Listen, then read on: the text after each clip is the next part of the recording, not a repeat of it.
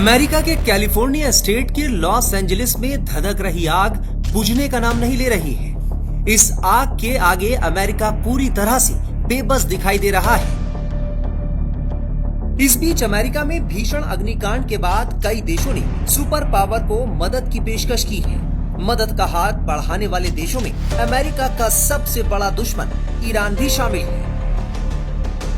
अग्निकांड की विभीषिका को देखते हुए ईरान ने दुश्मनी भुलाकर अमेरिका को मदद के लिए हाथ बढ़ाया है।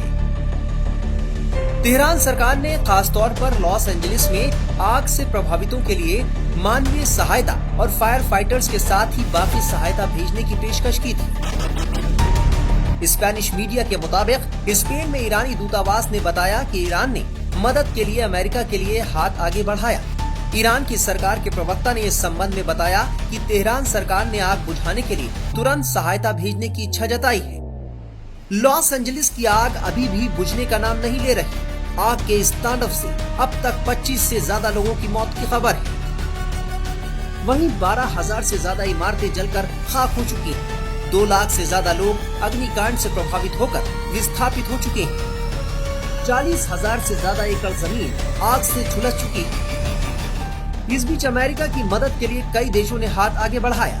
इनमें कनाडा, मेक्सिको, यूक्रेन जैसे देश भी शामिल हैं। इस लिस्ट में ईरान का भी नाम है। ईरान की रेड क्रिसेंट सोसाइटी यानी IRCS द्वारा मदद की पेशकश की गई थी।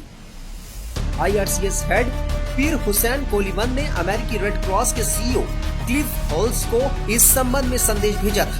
यही नहीं, इस तबाही के लिए ईरान की ओर से अमेरिका के प्रति दुख भी जताया गया। ईरान की ओर से अमेरिका को मदद की पेशकश इसलिए भी खास है क्योंकि दोनों देशों को एक दूसरे का कट्टर दुश्मन माना जाता है। इजराइल और हमास युद्ध और हिजबुल्लाह और इजराइल के बीच तनातनी के दौर में इजराइल के साथ ही अमेरिका ईरान का सबसे बड़ा दुश्मन बन गया है। ऐसे वक्त में ईरान ने अमेरिका में आग का तांडव देखते हुए दुश्मनी भूलकर अपनी ओर से मदद का हाथ आगे बढ़ाया है।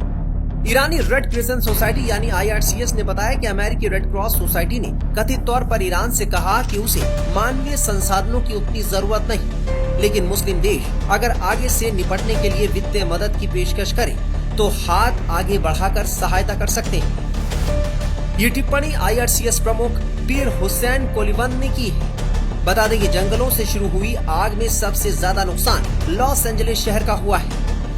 35 किलोमीटर और 3,21,000 एकड़ में बसे इस शहर की कुल आबादी 38 लाख है। इसी शहर में आग से मची तबाही की तस्वीर पिछले 1 हफ्ते से पूरी दुनिया देख रही है। लॉस एंजलिस यानी हॉलीवुड का गढ़, अपनी फिल्मों से पर्दे पर आग लगाने वाला हॉलीवुड आज खुद कुछ यूं आग की चपेट में है। सिर्फ 7 दिनों में 3,21,000 एकड़ वाले लॉस एंजलिस में आग ने भयानक तबाही मचाई है। बड़े बड़े सितारे इस आग की वजह से बेघर हो गए।